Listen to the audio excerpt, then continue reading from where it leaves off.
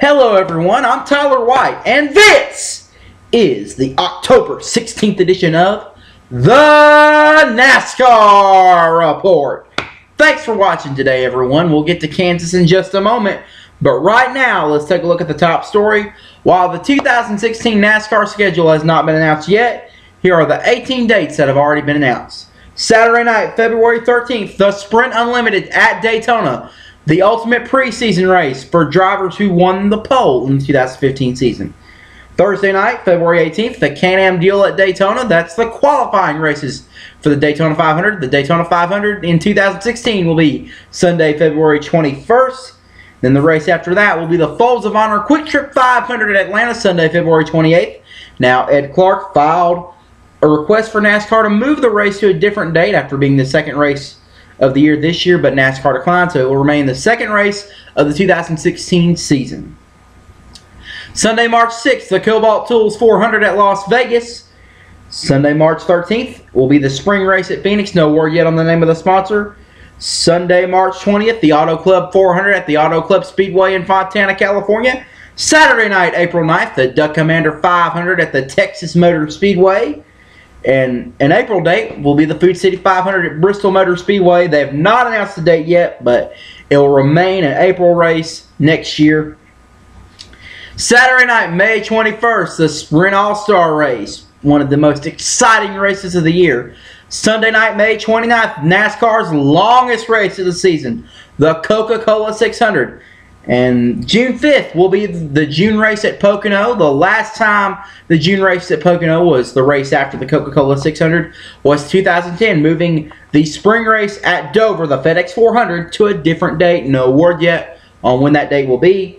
June 12th is the June race at Michigan, the Quicken Loans 400. July 2nd is the Coke 0400 at Daytona International Speedway. That's going to be on a Saturday night, returning to its Saturday night date after being held on Sunday night this year for television conflicts with the Macy's 4th of July fireworks show, which always airs on NBC. July 31st is the second race at Pocono. No word yet on the sponsor. And an August 8th will be the Irwin Tools night race at Bristol. Notice I didn't say August 8th, August date. The date has not been decided yet, but as of what we know right now, it will remain in its traditional August race. No date, but it's going to stay in August. No date yet. And instead of being before the night race at Bristol, the Pure Michigan 400 at Michigan International Speedway will be held the week after Bristol. That because it's the weekend before Labor Day. And the chase for the 2016 NASCAR Sprint Cup Series Championship will kick off Sunday, September 18th at the Chicagoland Speedway. Fans in Chicago not very happy about this. They want the race moved back to summer on a Saturday night, but because Chicago does so much and gets so big for whenever they come over there to kick off the chase, it will remain in Chicago, the chase opener. And November 6th, the AAA Texas 500 at Texas Motor Speedway. Now, while it's not been announced yet, expect the Southern 500 to return to its traditional Labor Day weekend next year. It returned as its tradition returned this year when the Southern 500 was moved back to Labor Day weekend. Expect that to stay the same next year. Expect Homestead to once again be home for the championship next year. Even though a lot of people, including myself, believe that they need to rotate between different venues just like the NFL does with the Super Bowl, but expect the championship to stay in Homestead. And every other date, I think, is going to stay the same. I say Dover's going to move to May.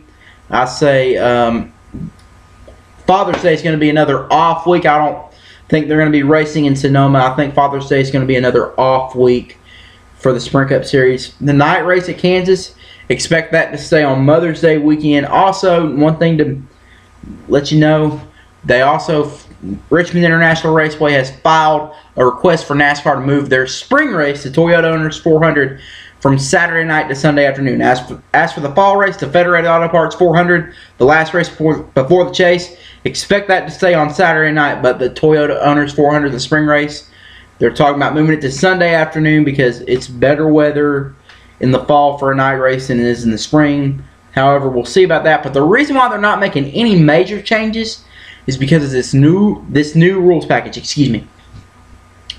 They tested it earlier this year at Kentucky and Darlington. It worked. They want to test it at other tracks. So if it works at tracks, they're going to keep it in 2017.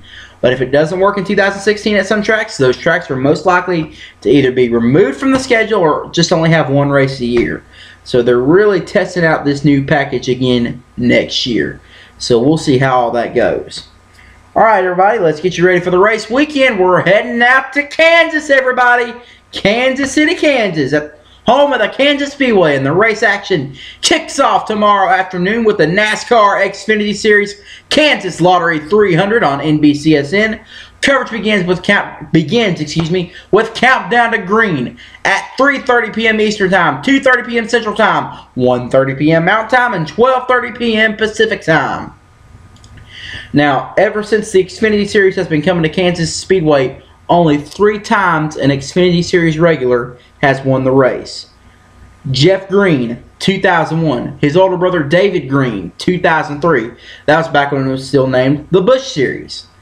Ricky Stenhouse, 2012, back when it was still named the Nationwide Series. Ever since then, a Cup driver has won the Xfinity Series race at Kansas. You got Kyle Busch in the field tomorrow, Joey Logano, Kevin Harvick, and Austin Dillon. Expect those, and Matt Kenseth, by the way, 5 drivers, excuse me. Expect those 5 drivers to be a threat to win tomorrow in the Xfinity Series at Kansas. And Sunday afternoon, the NASCAR Sprint Cup Series takes on the 1.5-mile track in the second race of the contender round, the Hollywood Casino 400 on NBC. Coverage begins with countdown to green at 1:30 p.m. Eastern Time, 12:30 p.m. Central Time, 11:30 a.m. Mountain Time, and 10:30 a.m. Pacific Time. Here are the top 12 drivers in the contender round. Joey Logano locked his way into the Eliminator 8 round by winning last week at Charlotte. He won this race last year. Expect him to be a threat to win on Sunday. Kevin Harvick, he's in second right now. He won this race in 2013 from the pole. Expect him to be a threat to win tomorrow. Expect him to have a good run. Martin Truex Jr., he finished second in both races in 2012 at Kansas. Will he be a threat to win on Sunday? Maybe, maybe not. Denny Hamlin, he won the spring race in 2012 at Kansas. I expect him to be a threat to win. Kurt Busch never won at Kansas before. One of his worst tracks. I'm a bit worried about him. I don't know if he'll have a good run or not. But he almost won Chicago, which is Kansas' sister track. So he might have a chance to win. Carl Edwards also never won at Kansas. But this is his home track. He wants to win here badly. Will he win? We'll have to find out. Jeff Gordon, 3-time winner at Kansas, tied for the most wins at the Kansas Speedway. He's tied with his teammate Jimmy Johnson. Jeff Gordon won the first race at the Kansas Speedway in 2001, the inaugural race. Also won in 2002 and won the night race at Kansas last year. I expect him to be a serious threat to win the race Sunday afternoon. Brad Keselowski won the summer race here in 2011, the first year that Kansas ever had 2 races a year. Expect him to have a good run. Ryan Newman won this race in 2003. Could he win on Sunday? Maybe, maybe not. His last win came in the Brickyard 400 in 2013. He might be able to break that 2-year winless streak. Kyle Busch is in 10th. This is his worst track in the Sprint Cup Series. But may I remind you, he has 2 wins in the Xfinity Series at Kansas. Also has a win in the Truck Series at Kansas. That may help him win Sunday afternoon. And 11th, we have Dale Earnhardt Jr., who's never won at Kansas. But he's ran very well here the last few races. He might have a chance to win.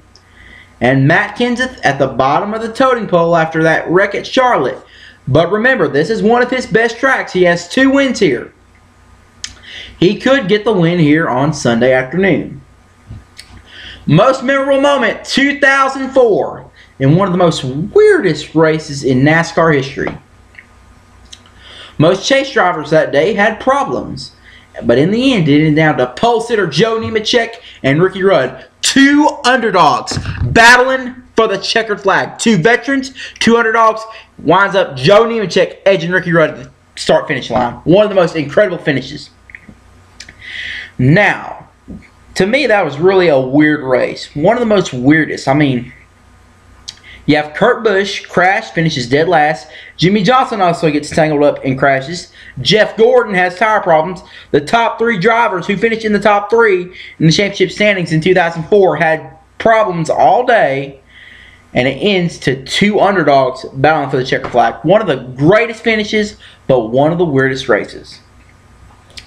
Now, if you can't be at a television set this weekend to watch the race, you can listen to it on the voice of NASCAR, the Motor Racing Network. Their coverage of the Xfinity Series will kick off around the same time the television coverage kicks off, but their coverage of the NASCAR Sprint Cup Series at Kansas will kick off Sunday afternoon at 11 a.m. Central Time, noon Eastern Time, 10 a.m. Mountain Time, and 9 a.m. Pacific Time with NASCAR Live Race Day with Eli Gold. And here's a look at the forecast, courtesy of our friends at Weather Underground, the official weather source of the NASCAR Report with Tyler White. Here we go. Tomorrow afternoon for the Xfinity race, lots of sunshine, high of 62. Beautiful day, and a beautiful day on Sunday with lots of sunshine and high of 70. 2 beautiful American days to watch NASCAR racing. Enjoy the beautiful weather if you're heading out this weekend. All right, that'll do it for us, everybody. We'd like to thank you so much for joining us. I'm Tyler White. We're going to be back here on Tuesday to recap the race. We'll show you what you can expect. If there's any new developments going on in NASCAR, we'll be right here to let you know about them. Remember the golden rule, for you to do unto others as you would have them do unto you. This is Tyler White. Thanking you for joining us. We'll see you back here on Tuesday. Have a beautiful weekend. God bless all of you, and God bless the USA.